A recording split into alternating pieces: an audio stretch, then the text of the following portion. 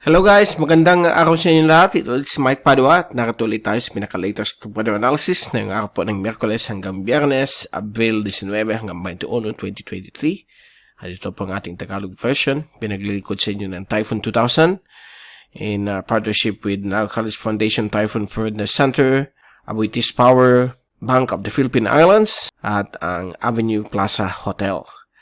At bago tayo magsimula, kakating lang natin mula sa South Australia. Doon po tayo nagbakasyon for the past 3 weeks.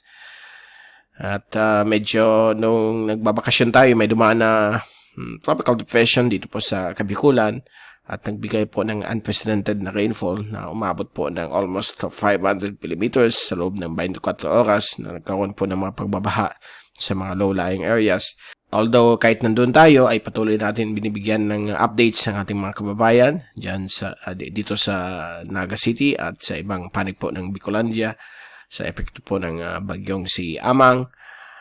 At ngayong linggo ay medyo kalmado na yun ang buong Pilipinas, tahimik, mainit at tuyo ang ating panahon. Subalit meron po tayong mainit na hangin silanganin, nagbibigay rin po ng mga kalat-kalat na mga pag-ulan, pagkulog at pagkidlat, lalo na po sa mga iba't ibang bahagi po ng silangang Pilipinas. Bicol region, kasama po dyan, may mga isolated thunderstorms, lalo na po sa hapon or early evening.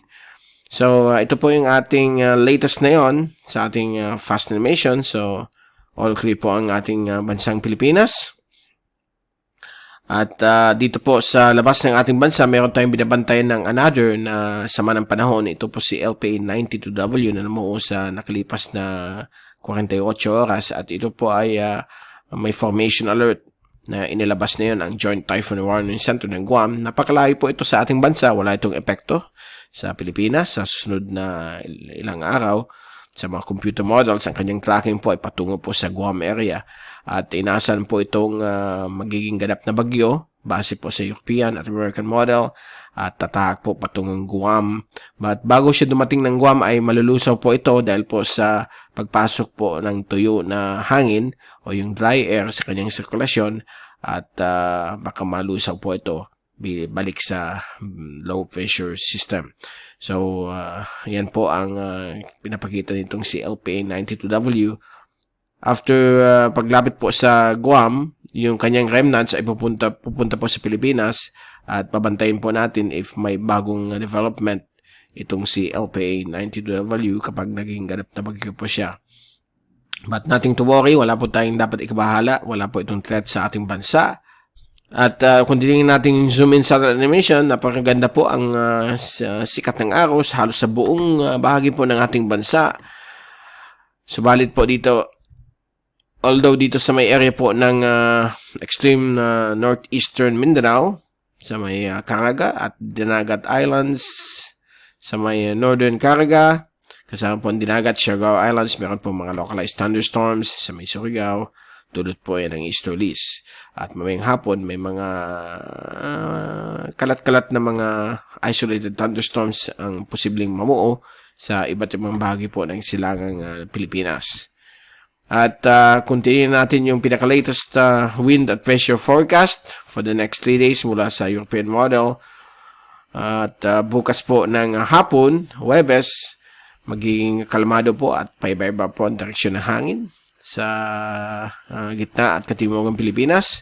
Samantala po sa may coastal waters po ng Hilagang Luzon, kasama po ang Batanes, Babueng Cabo Islands, ang hangin po ay katamtaman mula sa timog at timog kanluran.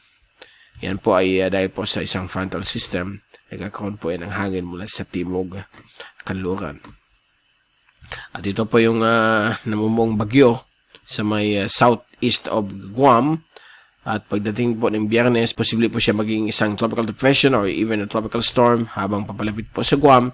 But ang good news sa area nila, habang papalapit po ito sa Sabado at Linggo, Abril 22 at 23 ay mukhang malulusaw po siya bilang isang low pressure system, lalo na po sa Lunes hanggang Martes.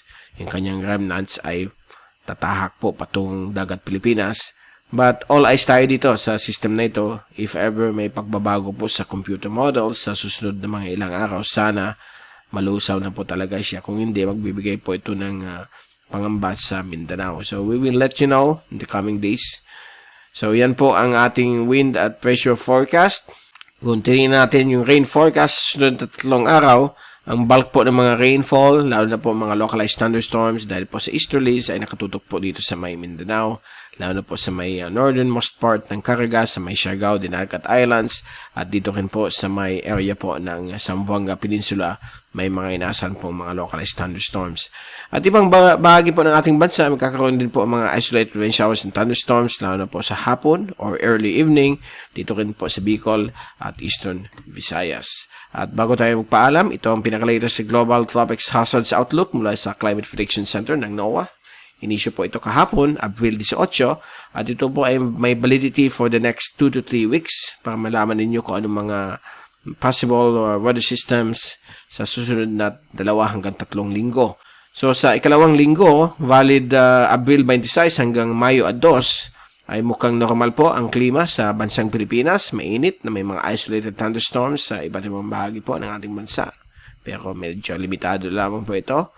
Dito po sa may Guam, medyo above average of more than 50% ang mga pag-ulan dahil po sa namumuong low pressure area na si 92W na posibleng maging bagyo. At pagdating po sa ikatlong linggo, valid Mayo 3 hanggang Mayo 9, ang Pilipinas po, lalo na po ang Luzon, at kanluran bahagi po ng Mindoro ay magkakaroon po ng below average rainfall of more than 50%. So talagang tuyo po dyan at medyo malinsangan at mainit ang temperatura at ang ating heat index ay pwedeng umabot po ng more than 50 degrees centigrade.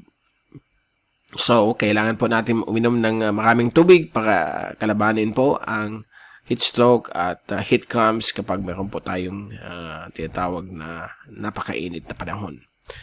Samantala, sa Mindanao naman po at sa offshore areas ng Bangsamoro ay magkakaroon po ng medyo mataas na quantity ng mga ulan dahil po more than 50% ang above average rainfall dito po sa Mindanao. At ito pong more than 65%, yan po yung remnants ni low pressure area 92W na posibleng maging bagyo at malulusaw lamang habang tumatawid po ito ng Western Micronesia patungo po sa Yap at Palau.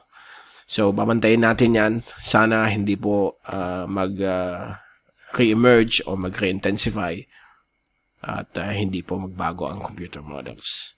Okay, so yan po ang ating pinakalatest sa ating panahon at babalik ulit tayo na yung darating pong weekend mula sa Typhoon 2000 in partnership with Nagalis Foundation, Typhoon Preparedness Center, Aboitiz Power, Bank of the Philippine Islands at Avenue Plaza Hotel. Ito si Mike Padua.